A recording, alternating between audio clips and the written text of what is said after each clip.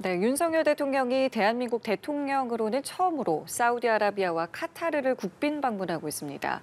재계 총수를 비롯해서 대규모 경제계 인사들이 동행해 코리아 세일즈에 팔을 걷어붙였습니다. 예, 이번 회담에서 두 국가와 경제 협력 분야를 확대하는 건 물론이고 현재 최대 현안인 이스라엘 팔레스타인 이 무력 충돌과 관련한 논의도 나눴습니다. 성일광 고려대 중동 이슬람센터 교수 모시고 더 자세히 이야기 좀 나눠보도록 하죠. 교수님 어서 오십시오. 예, 안녕하십니까? 예, 순방 얘기를 먼저 해보겠습니다. 사우디아라비아 그리고 카타르를 국빈 방문하는 것은 또 처음입니다. 교수님께서 이번 순방의 의미 좀 어떻게 보고 계시는지요? 네, 지금 순방하고 계신데요. 특히 이제 지금 뭐 인플레이션, 그다음에 중동의 이제 이스라엘과 하마스 전쟁에 따른 어떤 세계 경제 불확실성이 지금 증대되고 있는 상황에서요.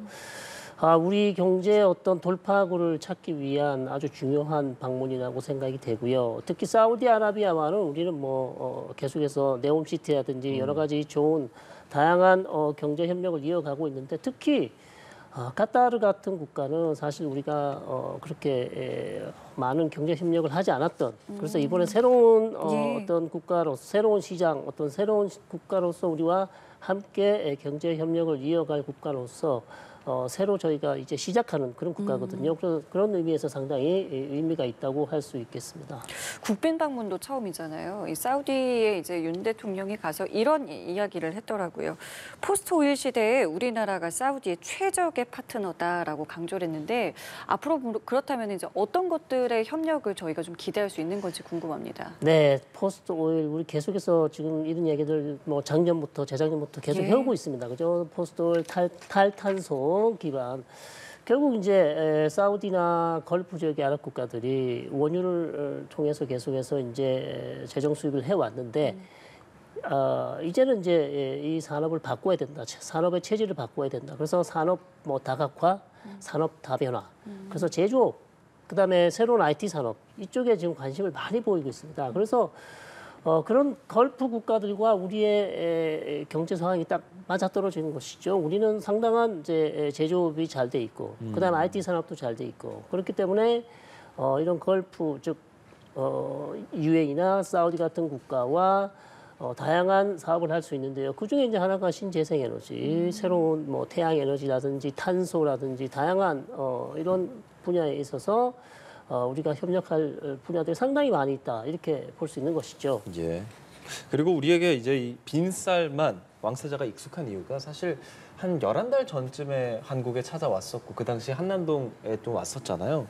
관저 손님으로서 초대가 됐었는데 네. 그때 어떤 이야기가 나왔었는지 그리고 이번 순방 때 그에 대한 좀 진전된 논의가 이루어지는 것인지 좀 궁금합니다. 그때 이미 우리가 MOU를 체결한 게 한 290조 이 정도 됩니다. 그래서 거기에 대한 후속 조치가 계속 지금 나오고 있고요. 그다음에 양국 간 협력에 대한 얘기를 나오고 특히 이제 우리가 주목해야 될 부분 역시 뭐니 해도 네옴시티죠. 네옴시티. 예. 지금 네옴시티 우리가 지금 이미 벌써 건설업 쪽에서는 시작을 하고 있고요. 그다음에 또 삼성물산의 또 옥타곤 지역도 네옴시티 하나의 또 분야 있는데 거기를 또 새롭게 참여하기 위해서 MOU를 체결하든지 그런 얘기를 지금 하고 있고요. 예. 그래서 가장 중요한 것은 역시 기가 프로젝트, 네옴시티와 관련된 다양한 분야에 있어서 협력을 강화할 그럴 것으로 그렇게 예상이 되고 있습니다. 교수님, 네옴시티라는 게 무엇이길래 이렇게 큰 프로젝트라고 말하는가 시청자 여러분들 좀 궁금해하시는 분들 계실 것 같거든요. 예, 네옴시티 아시다시피 그 홍해 쪽에 건설하고 있는 기가 프로젝트고요. 무슨 하나만 있는 것이 아니고 해상 위에도 뛰는 공사군도 있고요. 그다음에 리조트 사이트, 스키장도 만들고요. 다양한 시설을 만들어서 어떻게 보면 홍해 쪽에 전혀 예상치 못한 최대 복합 어떤 도시, 그다음에 관광, 엔터테인먼트 모든 것을 함께 할 수 있는 그런 최대 어떤 도시를 완전 신도시를 만들어내는 것이죠. 네. 그래서 특히 홍해 근처에 있기 때문에 원래 홍해는 또 관광지가 많지 않습니까? 그래서 이 네옴시티로 그 홍해에 오는 모든 관광객들을 다 한번 모아보겠다는 그런 전략으로 좀 사우디가 강력하게 추진하고 있습니다.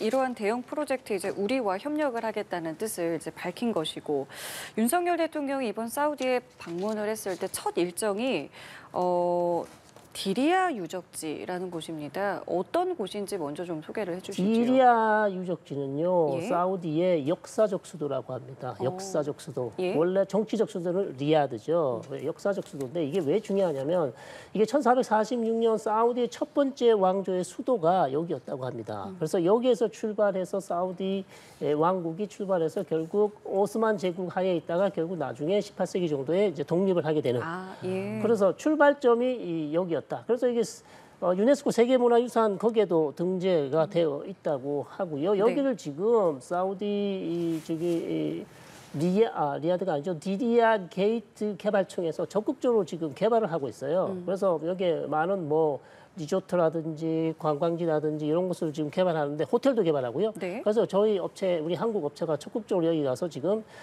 이 사업을 하겠다고 지금 양국이 지금 얘기를 하고 있는 것이죠. 그러니까 일단은 우리 기업의 참여를 사우디 측에서 굉장히 좀 적극적으로 원했다라고 그렇습니다. 보면 그렇습니다. 되겠습니까? 그렇습니다. 네옴시티에서 우리가 열심히 잘했던 것을 사우디도 잘 기억하고 있고요. 그래서 새롭고 시작하는 또 다른 기가 프로젝트 디리아 개발 프로젝트에도 우리 한국의 적극적인 참여를 그렇게 부탁한다고 그렇게 합니다. 예. 예.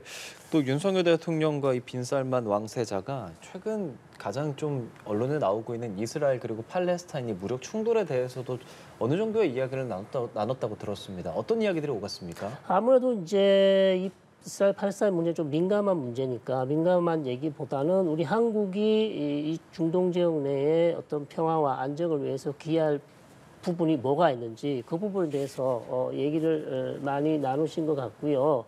그다음에 이제 양 정상이 합의했던 것은 어쨌든 인도적 상황, 팔레스타인 주민의 인도적 위기를 막아야 된다는데 입장을 공감했다. 이렇게 알려져 있습니다.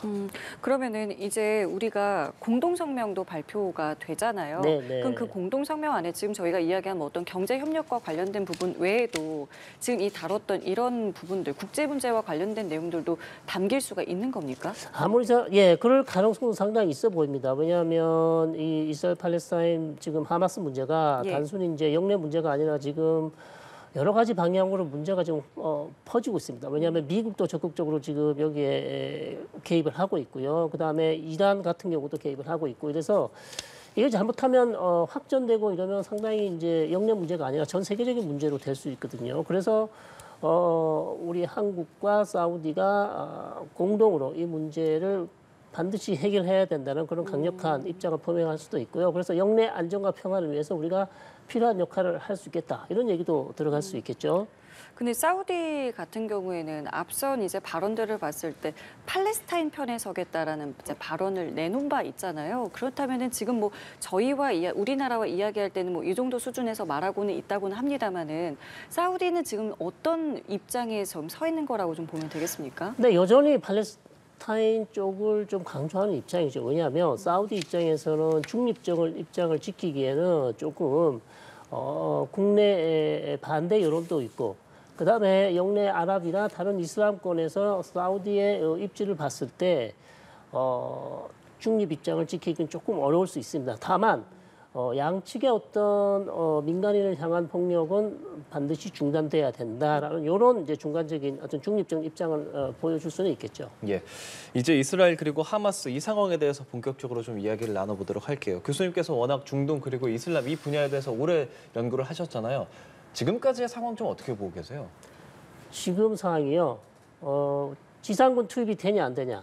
예. 그게 지금 일단 가장 큰 문제로 좀 떠올랐어요. 계속해서 뭐 일주일 이상 지금 지상군 투입을 한다 하고 이스라엘 군은 발표를 하고 있지만 아직 못 하고 있고요. 네. 이유는 제가 볼 때 미국에서 지상군 투입을 사실상 좀 지연시키고 있다. 그는 왜 지연시키고 있는가? 예. 결국 200명이 넘는 인질이 잡혀 있고요. 지금 겨우 2명 풀려났습니다. 예. 그래서 미국인 인질도 있고요. 유럽인 인질도 많이 있습니다. 그래서 바이든 대통령으로서는 일단 지상군이 들어가게 되면 인질 석방이 어렵습니다. 그래서 지상군이 투입되기 전에 최대한 많은 인지를 석방시키는 그런 의지가 보이고요. 아, 지상군 투입은 하되 최대한 미루고 그 사이에 인지를 석방시키자. 그렇죠. 이것이 미국의 입장이군요. 그렇죠. 그래서 이스라엘이 아무래도 바이든 대통령의 요청을 수용을 해서 최대한 지금 지상군 투입을 미루고 있는 것 같습니다. 그래서 추가적인 인지 석방이 나오고 좀 더 많은 숫자가 나오게 되면 이제 지상군 투입이 되지 않을까 저는 그렇게 보는데 뭐 정확히는 저희가 지금 파악하기 되게 어려운 상황이고요. 그래서 지상군 투입이 중요하고 그 다음에 이제 역시 이단의 입장이 중요하고 그다음에 헤즈볼라가 이 전쟁에 참전할 것인지 더군다나 지금 이라크와 시리아에 있는 미군이 지금 친이단 민병대 드론 공격을 받아서 상당히 지금 공격을 받고 있어요. 예. 일주일 내에 공격을 받고 있습니다. 예. 사망자도 나오고 있고 그래서 잘못하면 이 전쟁이 진짜 이란과 미국 간의 어떤 간접적인 지금 대리전인 양상이었는데 잘못하면 불똥이 그쪽으로 더 튈 수 있겠다라는 그런 우려도 좀 나오고 있습니다. 예, 그럼 하나씩 좀 이야기를 나눠보면 일단 지상군 투입 시점에 어떤 변수는 지금 인질의 석방이라고 말씀을 해주셨는데 앞서 하마스가 이제 2명의 인질을 석방을 했잖아요. 네네. 그럼 그것은 어떤 이유라고 먼저 보고 있습니까? 일단 하마스는 인질을 석방함으로써 우리가 계속해서 추가적인 인질을 석방할 가능성을 보여주면서 이스라엘 지상군의 투입을 조금 늦춰보겠다. 그런 입장도 있고요. 예. 두 번째는 전쟁 초기에 너무 많은 민간인을 죽였기 때문에 하마스의 이미지가 상당히 지금 나빠졌어요. 국제사회에서. 그래서 자신들의 이미지를 조금이나 더 이전보다 좀 괜찮다. 우리가 꼭 사람만 죽이는 민간인만 죽이는 그런 단체는 아니다. 민간인도 풀어줄 수 있는 그런 단체들 이미지 제고를 위해서 아마도 민간인을 풀어준 것으로 그렇게 보입니다. 그 부분에 대해서 사실 하마스가 인질 2명을 더 보내겠다라고 했는데 네. 그걸 이스라엘 측이 뭐 거부했다 이런 주장을 했잖아요. 네네. 어느 쪽이 더 맞다고 좀 이스라엘 얘기를 쪽은 해주세요. 뭐 아니라고 하는데 네. 뭐 확인할 길이 없죠. 그러니까요. 확인할 길이 없는데 이스라엘이 근데 굳이 인질을 안 받을 이유가 있나요? 지금 지상전이 시작되지도 않았는데 그래서 그거는 확인을 좀 더 해봐야 될 것 하마스는 같습니다. 왜 그런 뭐 말씀대로 혹시나 이게 거짓 선전이라고 한다면 네. 그런 이유가 좀 있을까요? 하마스는 이제 그거를 이용해서 우리는 선의를 가지고 있고 우리는 얼마든지 지금 인질을 풀어줄 용의가 있는데 이스라엘은 저는 그런 의지가 없다. 그러면서 이제 이스라엘을 국제사회에서 이제 고립시키는 거죠. 쉽게 말해서. 그리고 또 그런 보도도 있더라고요. 이 지상군 투입을 이제 연기하고 있는 이 과정에서 만약에 이제 지상군이 투입이 되고 이 작전이 성공이 될 경우에 그 이후를 어떻게 할 것인가에 대해서 이스라엘과 미국 측이 논의를 하고 있다라는 네네. 보도가 있던데 네. 이 부분에 대해서 뭐 여러 가지 또 시나리오들이 나오고 있더라고요. 네네. 어떤 생각 좀 갖고 계십니까? 지금 나오는 얘기는요. 쉽게 말씀드리면 뭐 3단계 이스라엘 국방장관이 3단계 작전이 있다. 지금 이제 공습 그다음에 지상군을 투입해서 이제 하마스를 완전히 괴멸시킨다. 그다음에 하마스 인프라를 망가뜨려서 괴멸시키고 예. 3단계에 가서 이제 새로운 어떤 시큐리티 내지를 좀 안보 체제를 만들겠다고 했는데 네. 그 의미는 저는 이렇게 해석을 합니다. 결국 더 이상 하마스가 가자 지구를 통치하도록 놔두지 않겠다. 그래서 하마스가 아닌 다른 예를 들면 요르단강 서안 지구에 있는 온건파 파탁이라는 이 단체가 결국 가자 지구를 접수해서 가자 지구를 통치하게 하는 방식 외에는 더 이상 하마스가 여기를 통치하게 되면 언제든지 다시 이스라엘 남부 지역에 있는 마을을 공격할 가능성이 있다는 거죠. 그것을 이제는 더 이상 그것을 참을 수 없다. 네. 용인할 수 없다는 게 아마 이스라엘의 입장인 것 같고요. 그래서 작전은 많이 길어지겠지만 마지막 작전이 될 것이라는 얘기도 나오고요. 아, 그렇기 네. 때문에 이제는 더 이상 하마스가 아닌 다른 온건파를 가자 지구에 정권을 세우는 방식. 그런 방식이 논의되고 있고 그다음에 이스라엘과 가자 지구 사이에 비무장지대 건설 얘기도 나오고 있어요. DMZ 같은 것을 만들겠다는 겁니다. 예. 왜냐하면 국경이 너무 좁았기 때문에 이번 국경이 거의 너무 거리가 가까웠기 때문에 이스라엘 마을이 공격을 받았거든요. 그래서 완충지대가 아주 DMZ를 만들어서 전혀 어떤 극단적인 세력이 와도 이스라엘 마을을 공격하는 상당한 시간이 걸렸어. 시간을 벌 수 있는 그런 장치도 만들겠다. 이렇게 얘기를 하고 있어요. 그러면 블룸버그 통신에서는 이제 미국 그리고 미국을 좀 지지하는 유엔 관련 국가들 함께해서 과도 정권 만들 수도 있다 이런 좀 이야기도 하던데 그 부분 가능성 있다고 보세요? 그렇습니다. 과도 정권이라 하면 쉽게 예. 말해서 이제 하마스가 아닌 다른 팔레스타인 세력이거든요. 그것은 바로 온건파 즉 그게 요르단과 그냥 파타를 의미한다고 생각하면 되는 그래서 거죠? 파타 외에는 다른 대안이 없습니다. 팔레스타인 정파가 없어요. 그렇다고 뭐 다른 외부 세력, 뭐 이스라엘 군이나 다른 어떤 정치 세력이 들어갈 수 있는 건 아니거든요. 그렇기 때문에 저는 가장 유력한 것은 역시 팔레스타인 온건파 파타 말고는 다른 대안이 없어 보인다 이렇게 보고 있습니다. 근데 지금 이 이야기가 이 시나리오가 진행되려면 하마스가 완전히 축출되는 게 대전제인 거잖아요. 그렇습니다. 근데 그 부분은 어떻게 좀 보고 계십니까? 그러니까요. 그 부분은 상당히 좀 애매한데요. 왜냐하면 하마스를 완전히 괴멸한다는 것 자체가 어려운 것이고 예. 사실상 불가능하지 않냐 이런 전문가들이 많은 분석을 내놓고 있는 새. 그럼 과연 이스라엘 군이 들어가서 네. 이스라엘 군이 할 수 있는 것은 최대한 하마스 대원이나 하마스 관련자를 다 색출하겠다는 거거든요. 일단 들어가서 그래서 예. 완전히 거기서 좀 어느 정도 한 이제 작전의 지금 기간은 만약에 지상군이 투입되면요 최소 지금 거의 한 달이 다 돼가죠. 그쵸. 한 2달 이상 더 된다는 얘기예요. 석 달 예, 이상. 석 달까지도 갈 수 있다는 겁니다. 그렇기 때문에 그러면 석 달 동안 지금 이제 지났으니까 한 2달 동안 있으면서 하마스 관련자들을 다 색출하겠다는 겁니다. 예. 그렇게 되면 사실 하마스에 대한 어느 정도 뭐 100%는 아니지만 예. 90%, 80%는 하마스 관련자를 다 색출해서 그다음에 거기에다가 과도 정부를 세울 수 있다는 거죠. 네. 그다음 그렇게 되면 또 과도 정부 세우기까지는 이스라엘 군이 지키면서 좀 안정을 해줄 수 있는 네. 그런 방식으로 가지 않을까 이제 예상할 수 있습니다. 근데 만약에 이 시나리오대로 간다고 했을 경우에 다른 아랍국들은 이것을 또 인정하느냐 이 부분은 어떤 변수가 좀 되겠습니까? 아랍국들은 이제 생각들이 다 다르겠지만요. 예를 들면 뭐 이집트나 요르단 주변 국가들은 사실상 문제가 없습니다. 왜냐하면 이런 국들은 차라리 가자 지구에 좀 안전하고 온건한 정파가 들어서서 이스라엘과의 충돌이 이제는 앞으로 없었으면 하는 바람을 가지고 있어요. 그래요. 이집트와 요르단은요. 그래서 주변국들은 사실상 큰 문제가 없어 보이는데 가장 큰 문제는 제가 말씀드린 대로 레바논에 있는 헤즈볼라다. 헤즈볼라가 향후 이제 이런 중요한 과정, 이 과정 중 이스라엘이 원하는 과정으로 가는데 걸림돌이 될 것이거든요. 지상군을 투입하면 반드시 대응 조치를 하겠다고 했는데 어떤 수준의 군사적 수단을 사용할지 상당히 지금 우려가 되고 있어요. 네타냐후 총리도 그래서 헤즈볼라에 뭐 상상 못할 파괴를 부를 것이다라는 얘기도 하고 있는데 그리고 헤즈볼라 그리고 이란의 개입 여부가 가장 관건이 될 수 있잖아요. 지금 어떤 입장들 좀 나오고 있습니까? 지금 계속해서 교전을 하고 있어요. 북부 지역에서 그 뭐 대전 참포를 쏘고 이스라엘이 대응하고 그런 방식으로 하고 이미 사망자가 나왔고요. 예. 그래서 일주일 넘게 지금 교전을 하고 있어서 상당히 이제 긴장이 고조돼 있는 상황이고 일촉즉발의 상황이에요, 사실은. 그다음에 이미 이스라엘 국방부 장관이 나타냐후 총리에게 요청을 했습니다. 이거 헤즈볼라 놔두면 안 된다. 선제적으로 공격해야 된다. 완전히 선제적으로 해야 된다. 근데 못했어요. 못한 이유는 바이든 대통령이 그렇게 하지 마라. 그래서 나타냐후 총리 결정을 못하고 일단 바이든 대통령의 요청을 받아들였고요. 왜 그러면 바이든 대통령은 그런 요구를 했냐. 만약에 헤즈볼라가 전면전에 나서면 예. 미국이 또 가만히 있을 수 없다는 거죠. 미국이 지금 항모 전단을 하나 보내고 또 하나가 지금 오고 있습니다. 네. 그래서 잘못하면 미군이 개입될 수 있기 때문에 최대한 지금 바이든 대통령이 이게 확전되는 걸 막는 게 목표입니다. 그런데 이스라엘 입장에서는 헤즈볼라를 선제 공격하지 않으면 선제 예. 공격을 받으면 상당히 더 힘들어질 수도 있다.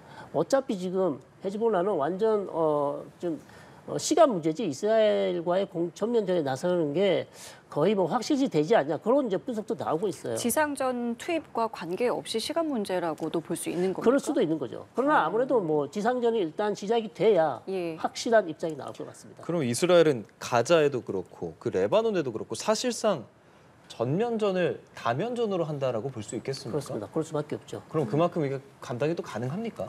이스라엘이 이미 2개, 3개의 전선에서 전쟁을 하는 것을 가정하고 훈련을 해왔어요. 쉽지 않습니다. 물론 상당히 어렵죠. 2개의 전선에서 전쟁을 한다는 게 얼마나 어려운지 특히 이제 헤즈볼라는 하마스보다 훨씬 더 무기체가 좋지 않습니까? 그래서 이스라엘 북부에서 새로운 전선이 생긴다면 이스라엘 쉽지 않지만 일단 미국이 많이 도와줄 것 같습니다. 실제 전쟁이 발생한다면 미국이 도와줄 것 같고요. 물론 이스라엘 측에서 바라는 것인데 우리가 확인할 수는 없습니다만 일단 항모 전단 2개가 하나가 와 있고요. 또 하나가 오고 있기 때문에 네. 미국은 상당히 지금 이스라엘을 적극적으로 지원하고 있고 이 지역에 이제 긴장이 더 고조되고 있는 것인데 또 하나 뉴스가 새로 나온 게 예멘에 있는 후티 반군의 총리가 뭐라고 했냐면요. 이스라엘이 가자 지구에 지상군을 투입하게 되면 홍해에 지나는 모든 이스라엘 배에 대해서 우리는 로켓을 다 쏴버리겠다. 실제 드론하고 미사일을 쐈다가 미군이 격추를 시켰죠. 그렇죠. 그게 이스라엘 쪽으로 가는 방향이었기 때문에 그래서 후티가 지금 전면적으로 나서고 있어요. 아예 공개 선언을 해버렸습니다. TV에서.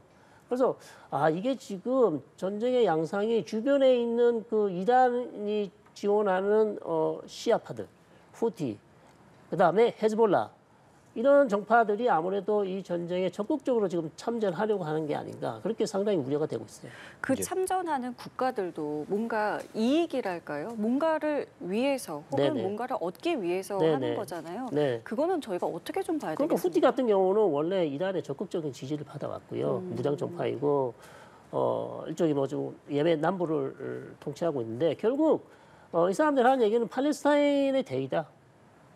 팔레스타인 국민, 즉 무슬림, 우리가 같은 무슬림인데 팔레스타인 억압하는 이스라엘이 저렇게 전쟁을 계속 지속하면 우리는 가만히 있을 수 없다.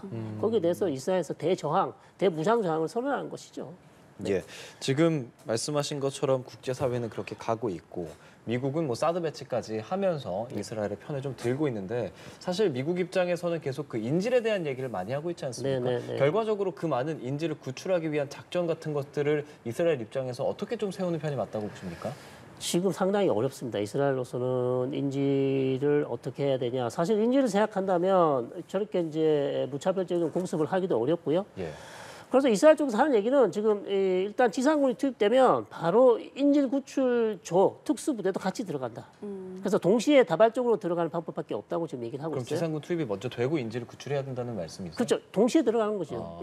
인질 구출팀도 지상군과 함께 들어간다는 특수팀인데 사예렛 마트카르라는 특수부대가 있습니다. 아주 유명한 특수부대가 있는데 이 부대도 같이 들어가서 인질을 구출할 수 있으면 구출하겠다. 그렇게밖에 얘기를 할 수가 없어요. 지금 이스라엘은 인질 때문에 그러면 지상전을 하지 않는다? 이건 상당히 지금 하마스에 굴복하는 모습이기 때문에 그럼 그 순서를 바꿔서 예. 인질 구출팀이 먼저 들어갈 수는 없을까라는 생각도 들긴 하거든요. 인질 구출팀이 들어갈 수는 있지만 사실상 인질 구출팀이 들어가서 할 수 있는 게 별로 없어요. 왜냐하면 가자 지구 밑에 파놓은 터널이 500km입니다. 땅굴 뭐 예, 말씀하시죠. 땅굴이 500km인데 미로치로 명령되는데 그건 언제 다 찾습니까? 불가능하죠. 네. 지상군 전체가 들어가서 찾아도 시간이 많이 걸릴 텐데요. 그런 측면에서 조금 어려워 보입니다. 이 지상군 투입을 하면은 어쨌든 민간인 피해는 어쩔 수 없는 상황인 것이고 이미 지금도 가자 지구에는 많은 분들이 이 여러 가지 이제 자원들이 이제 정말 점점 더 부족해지는 상황이기 때문에 라파 검문소를 거쳐서 이제 구호품이 가자 지구로 들어갔습니다. 하지만 여전히 너무 부족한 양이다라고는 하는데 이게 앞으로도 계속 될 수 있을 거라고 봅니까? 구호품 지급이요? 구호품 지급은 계속 돼야죠. 안 될 수가 없습니다. 이거는 지금 미국에서 강력히 이집트와 그다음에 이스라엘을 압박하고 있어서 이건 구호품 지원이 안 되면 안 되고 지금 뭐 턱없이 부족하죠. 어제 17대, 오늘 뭐 20대, 예. 또 닫았다가 또 다시 열어서 준다는 얘기인데 네. 이런 방식은 상당히 이제 도움이 안 됩니다. 빨리 더 많은 물량의 구호품이 들어가야 가자 주민들의 상황이 더 나아질 것이고요. 뭐 다른 방식 얘기도 나옵니다. 드론을 이용해서 왜 좀 하지 않냐? 네, 그런 방식도 나오고 있어서 상당히 지금 인도적 위기가 우려되고 있는 그런 상황이죠. 예, 이렇게 1차로 구호 물품이 들어가기는 했지만 사실 전쟁이 지속된다면 양측의 인도적인 피해는 불가피해 보입니다. 좀 어려운 질문이 될 수 있지만 궁극적인 해결책은 뭐라고 보세요? 이스라엘 팔레스타인 문제요. 예. 결국은 이제 미국이 좀 이스라엘 팔레스타인 문제에 관심을 가져야 되고 또 국제사회도 마찬가지고요. 그래서 관심을 가져서 양측을 협상 테이블을 앉혀서 어쨌든 협상 말고는 다른 대안이 없고요. 하마스는 이스라엘과 평화를 원하지 않습니다. 즉 평화라는 단어를 사용하지도 않고요. 그렇기 때문에 하마스와는 장기 휴전, 평화라는 단어보다는 장기 휴전으로 가는 그런 방법밖에 없다고 생각합니다. 예, 알겠습니다. 오늘 말씀 여기까지 함께하겠습니다. 지금까지 성일광 고려대 중동이슬람센터 교수와 함께했습니다. 고맙습니다. 잘 들었습니다.